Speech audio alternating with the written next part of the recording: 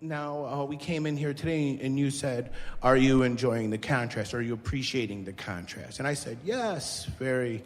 And you go, I don't believe that you are. Could you elaborate on that specific thing? I mean, is that correct for me to look at something and there's something that I'm not wanting and like accept it? To be okay with it? Well, the process that you followed obviously was a good one. Yeah. Remember, we said you can tell how you're doing first by how you're feeling, and next how it's manifesting. So we'd say you're doing all right on that. We also want to amplify something that you described that you experienced deliberately, and that is you began to step into the feeling of shortage consciousness. Shortage of space, shortage of chairs, shortage of good seats, shortage of getting what you're wanting. Caught yourself in the process, began breathing deeply, did something about it, and didn't let the momentum of that get going. In other words, you experienced some contrast and used it to your advantage. It helped you to focus into what you were wanting, you see.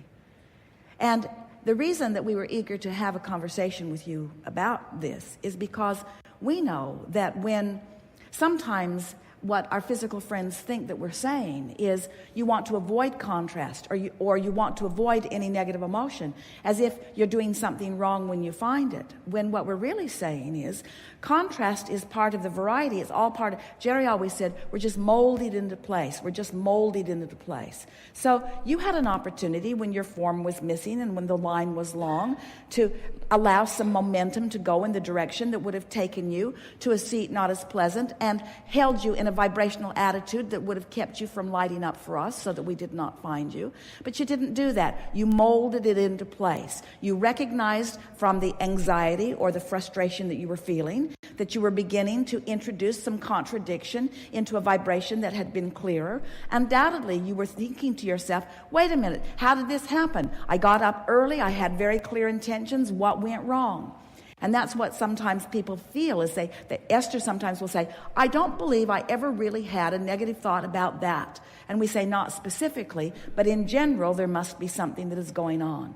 As a result of having the negative emotion, feeling it a little bit, catching yourself deliberately, stepping back, as you say, relaxing on purpose, acknowledging that it's all good, massaging into the thought, adjusting your vibration, not only did you not allow the negative momentum to take you where you didn't want to go, but you got the momentum going more powerfully in the direction of what you did want.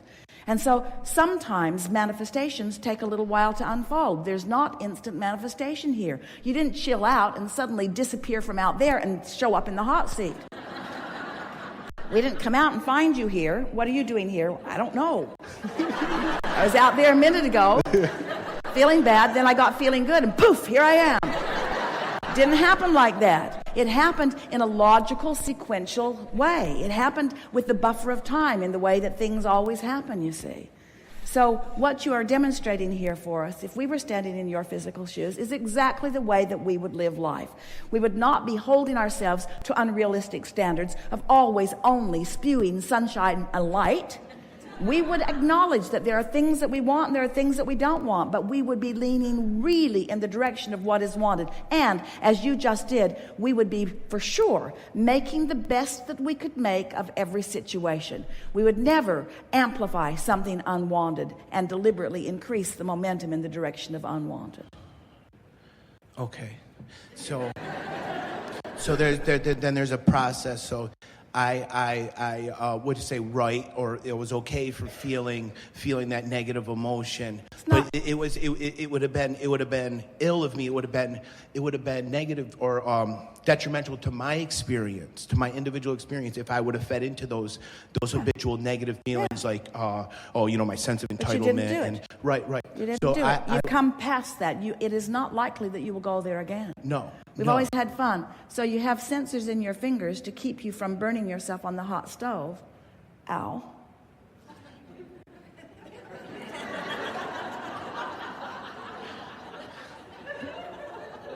This stove should not be here. Who put this stove here? Someone should call someone.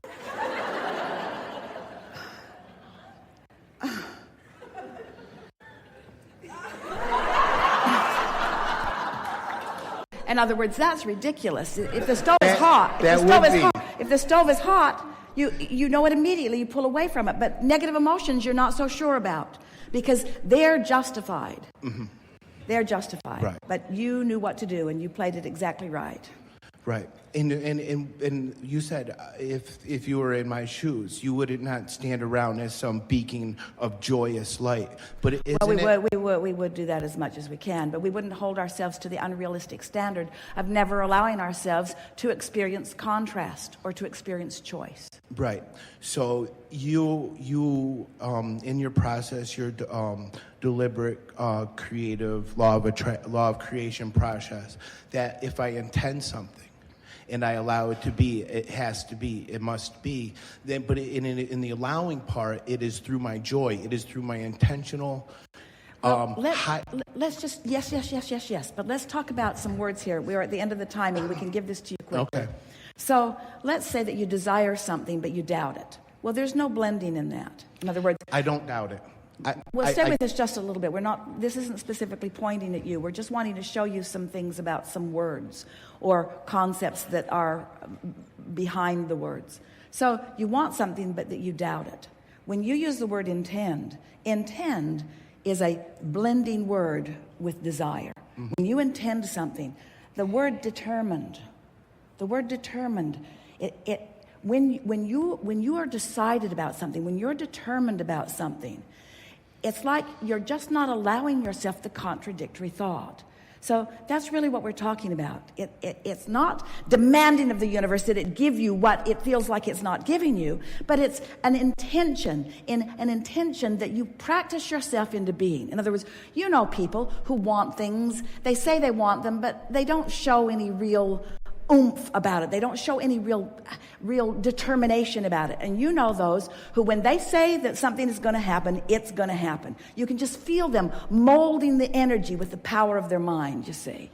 And so sometimes you're sure about things than others. We're just encouraging you. When we come back from segment of refreshment and throughout the hours that are remaining, we'll talk from time to time because we really want to bring this to the forum of what constitutes an attitude, a vibrational attitude of really knowing something. Because when you want it and doubt it, there's so much contradictory energy that it's not going to happen anytime soon. When you want it and hope it, not so much contradictory energy, but enough to slow it way down. When you want it and believe it, you're on the brink of it, and all kinds of signs are coming to you. But when you know something, when you know it, when you understand the laws of the universe, when you know that you can focus, when you know that you have been focusing, when you know that you've had experiences where you've felt negative emotion and you've brought yourself back from the brink of it, when you've caught yourself not letting negative momentum carry you away, but you've turned it around and brought it into a more powerful place.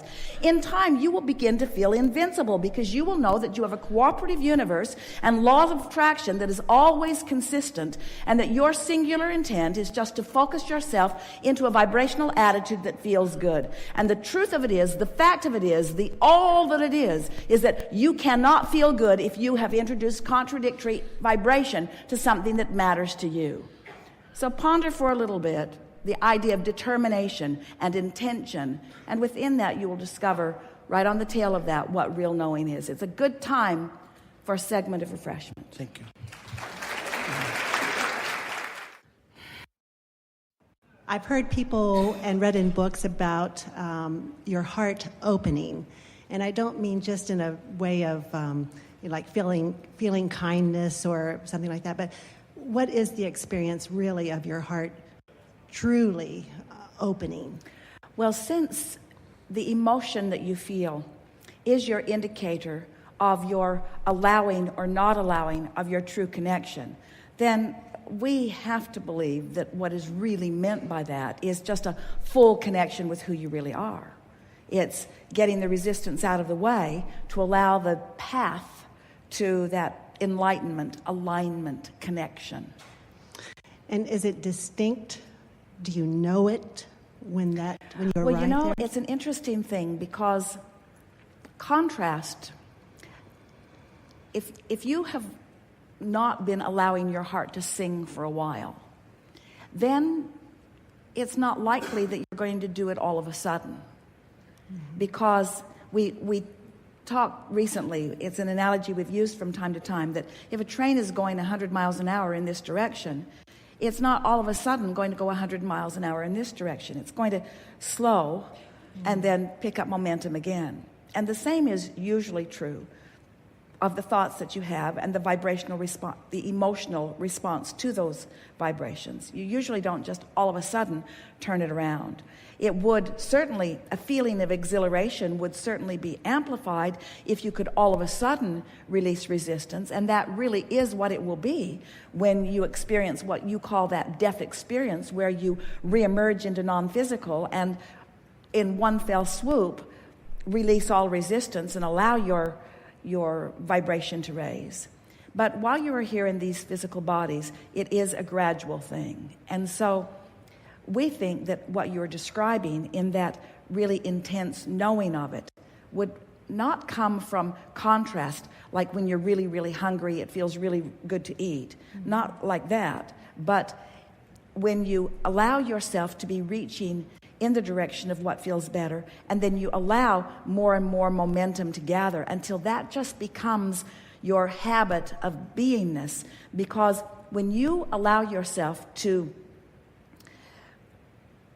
align with the whole of who you are, and you do it over a consistent period of time, what begins to happen, and this is really the sensation, or the reason for the sensation, or the point of the reason for the sensation. This is the where it's at moment when you raise your vibration deliberately or indeliberately, when your vibration rises and the vibration that's in the vortex moves into your grid, and that in that moment of realization, those are often those really high-flying good moments. And you can get on a path like that where you're so tuned in and you're so consistently feeling good that you're just on the brink of the grid filling in all the time with one thing after another. And that sort of momentum gives you that feeling, that strong feeling of elation. We think that might be what you're reaching. When a lot of times people talk about forgiveness as being a good feeling moment.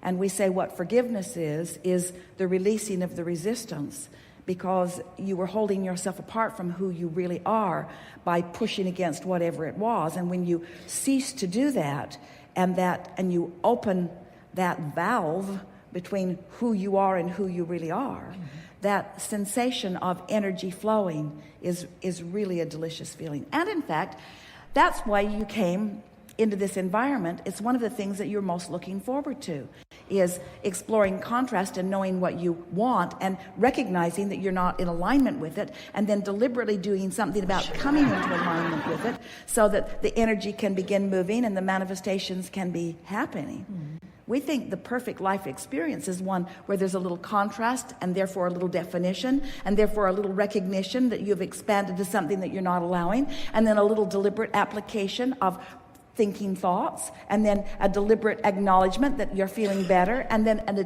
deliberate awareness, a conscious awareness of the grid filling in, and then a decided appreciation about where you now stand with your newly manifested experience, and a conscious patting yourself on the back as you recognize, I did that.